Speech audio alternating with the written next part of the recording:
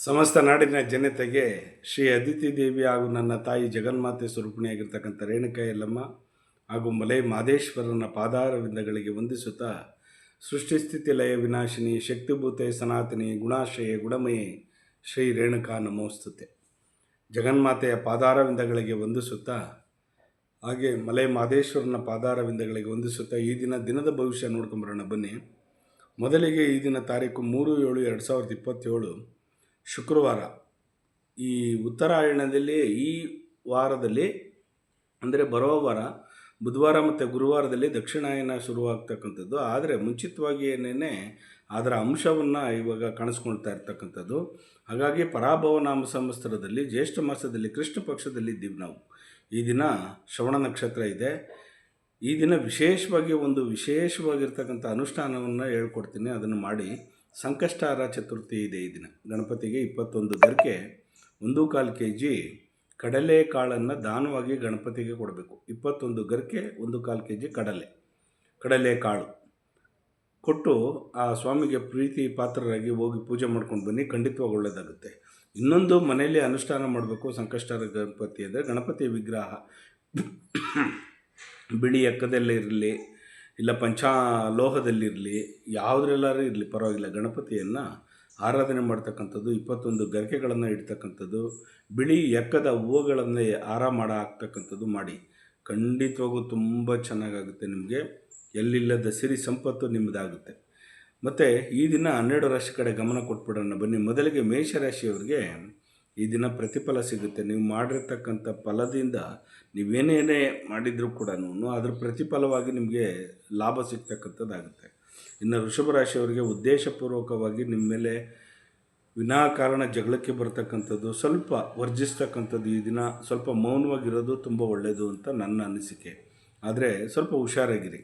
ಮಿಥುನ ರಾಶಿಯವರೆಗೂ ಆಚರಣೆ ಮಾಡ್ತೀರಿ. ಹಬ್ಬದ ದಿನ ಒಂದು ರೀತಿ ಸಂತೋಷದಾಯಕವಾಗಿ ಕಾಲ ಕಳಿತೀರಿ ಈ ದಿನ.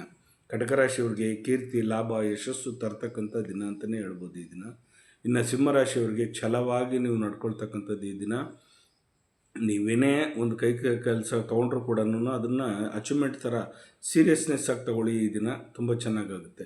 ಕನ್ಯಾ ರಾಶಿಯವ್ರಿಗಂತೂ ಉತ್ತಮ ಫಲ ಕೊಡ್ತಕ್ಕಂಥದ್ದು, ನಿರೀಕ್ಷೆ ಮಾಡೋದಕ್ಕಿಂತ ಹೆಚ್ಚಿಗೆ ಫಲ ಸಿಗ್ತಕ್ಕಂಥದ್ದಾಗುತ್ತೆ. ತುಲಾ ರಾಶಿಯವರಿಗೆ ಅದೃಷ್ಟದ ದಿನ ಅಂತಲೇ ಹೇಳ್ಬೋದು ಈ ದಿನ. ನಿಮಗೆ ಅಚೀವ್ಮೆಂಟ್ ಅಂತೂ ಮಾಡಿಬಿಡಿ ಈ ದಿನ. ತುಂಬ ಯಾವ್ದಾದ್ರು ಪೆಂಡಿಂಗ್ ಇದ್ದರೂ ಕೂಡ ಅದನ್ನು ಮುಗಿಸ್ಕೊಂಬಿಡಿ ಹೇಳ್ತೀನಿ. ವೃಶ್ಚಿಕ ರಾಶಿಯವರಿಗೆ ಜಯ ಕಟ್ಟಿಟ್ಟ ಬುತ್ತಿ. ನಿಮಗೆ ತುಂಬ ಚೆನ್ನಾಗಿದೆ ಈ ದಿನ.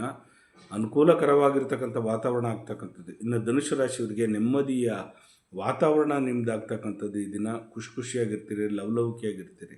ಇನ್ನು ಮಕರ ರಾಶಿಯವರಿಗೆ ಸಹಾಯಸ್ತವನ್ನು ಮಾಡ್ತೀರಿ, ಬೇರೆಯವ್ರಿಗೆ ಹೆಲ್ಪಿಂಗ್ ನೇಚರ್ ಮಾಡ್ತೀರಿ.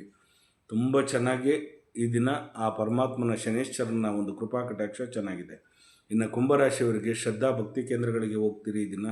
ಶ್ರದ್ಧೆಯಿಂದ ಅನುಕೃತವಾಗಿ ಯಾವುದಾದ್ರು ಒಂದು ದೇವಾಲಯದಲ್ಲಿ ವಿಶೇಷ ಪೂಜೆಯನ್ನು ಮಾಡ್ತಕ್ಕಂಥದ್ದು ಆಗುತ್ತೆ. ಖಂಡಿತವಾಗಿ ಚೆನ್ನಾಗಿದೆ. ಇನ್ನು ಮೀನರಾಶಿಯವರಿಗೆ ಬಂಧು ಮಿತ್ರರು ಆಗಮನವಾಗ್ತಕ್ಕಂಥ ದಿನ ಈ ದಿನ. ತುಂಬ ಚೆನ್ನಾಗಿದೆ, ಲವಲವಿಕೆಯಾಗಿರ್ತೀರ, ಖುಷಿಯಾಗಿರ್ತಾರೆ. ಹೀಗೆ 12 ರಾಶಿಗಳಿಗೆ ಫಲಾಫಲಗಳುಂಟು. ಜಗನ್ಮಾತೆ ಸ್ವರೂಪಿಣಿಯಾಗಿರ್ತಕ್ಕಂಥ ರೇಣುಕಾ ಯಲ್ಲಮ್ಮ ಹಾಗೂ ಮಲೈ ಮಾದೇಶ್ವರ ನಿಮ್ಮ ಜೀವನದಲ್ಲಿ ಸುಖ ಶಾಂತಿ ನೆಮ್ಮದಿ ಆರೋಗ್ಯ ಭಾಗ್ಯ ಎಲ್ಲವನ್ನು ಕೊಟ್ಟು ಕಾಪಾಡಲಿ. ಇಡೀ ಲೋಕನೇ ಸುಭಿಕ್ಷವಾಗಿರಲಿ.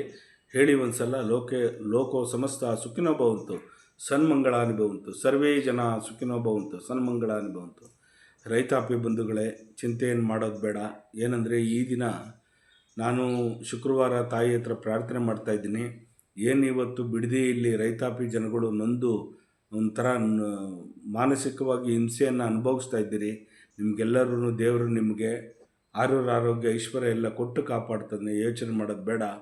ಆ ಪ್ರಾಜೆಕ್ಟು ಟೌನ್ಶಿಪ್ ಅಂತಕ್ಕಂಥದ್ದು, ಆ ಪ್ರಾಜೆಕ್ಟನ್ನು ಬಿಟ್ಬಿಟ್ಟು ಬೇರೆ ಯಾವುದಾದ್ರು ಒಂದು ಒಳ್ಳೆಯ ಜ್ಞಾನವನ್ನು ಕೊಡ್ತಕ್ಕಂಥದ್ದು ಡಿ.ಕೆ. ಶಿವಕುಮಾರ್ ಅವರಿಗೆ ಒಳ್ಳೆಯದಾಗುತ್ತೆ.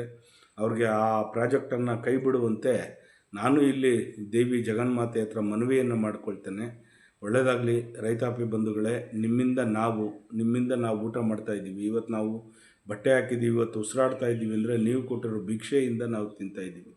ರೈತ ಬಂಧುಗಳು ಛಲದಿಂದ ಇರಬೇಕು, ಧೃತಿಗೆಡಬಾರ್ದು. ಯೋಚನೆ ಮಾಡೋದು ಬೇಡ. ಭಗವಂತನ ಇರ್ತಾನೆ. ಖಂಡಿತವಾಗಿ ಒಳ್ಳೆಯದಾಗುತ್ತೆ. ಎಲ್ಲರಿಗೂ ಒಳ್ಳೆಯದಾಗಲಿ, ಶುಭವಾಗಲಿ, ಒಳ್ಳೆಯದಾಗಲಿ.